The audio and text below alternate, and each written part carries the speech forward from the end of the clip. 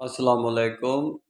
وہ جو کبھی ہم یعنی کہ پرائیویٹلی پاکستان کی عوام کشمیر کے ساتھ کرتے تھے، انڈیا کے ساتھ کرتے تھے، جیسے کہ آمبوش لگا کے ہم اپنا ان کا یہ نقصان کر کے آ بھی جاتے تھے پاکستان میں، تو وہ کام اب یعنی کہ دیکھے کھڑے بارڈر بھی نہیں ہے پاکستان کے اندر، بلوچ سندھ سرحد یعنی سارے صوبے ہمارے ان کے درمیان کوئی بارڈر بھی نہیں ہے، لیکن ہمارے درمیان ایسی اختلافاتی بارڈر قائم کر دیے ہیں اسی آرمی نے جس کو ہم کہتے ہیں کہ پاکستان کی محافظ ہے، اسی نے پاکستان کا بیڑا غرق کر دیا۔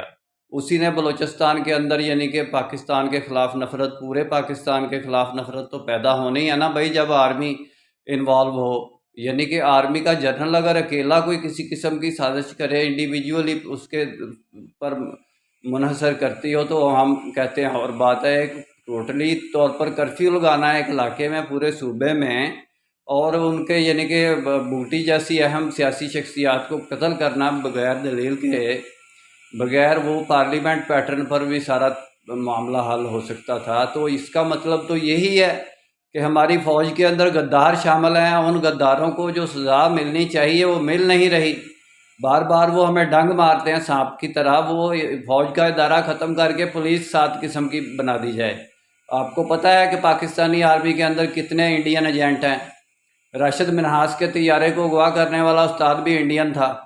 پاکستان جب بنا اس کے بعد انڈیا کی یہ شروع سے پلاننگ تھی کہ پاکستان کی آرمی میں جاؤ، اور ادھر سے جو ہجرت کر کے لوگ آئے تھے یا ادھر کے تھے ان لوگوں نے یہ فیصلہ کر لیا تھا کہ ہم مسلمین کے روپ میں پاکستان آرمی کے اندر جائیں گے۔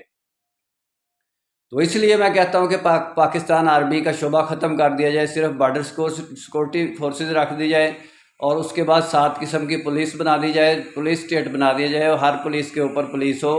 تو وہ ایک لمبا پروگرام ہے، اور جن کو یعنی کہ پاکستان کی آرمی کے یعنی کہ ڈیزالو کیا جائے، لوگوں کو ختم کرنا ہے آرمی کو، تو ان کو پرائیویٹ شعبوں میں ملازمتیں ہمارے فوجی بھائیوں کو دی جائیں۔ سارے قصوروار نہیں ہیں، ہمارے فوجی بھائی بہت اچھے ہیں، میں ان کی تعریف کرتا ہوں۔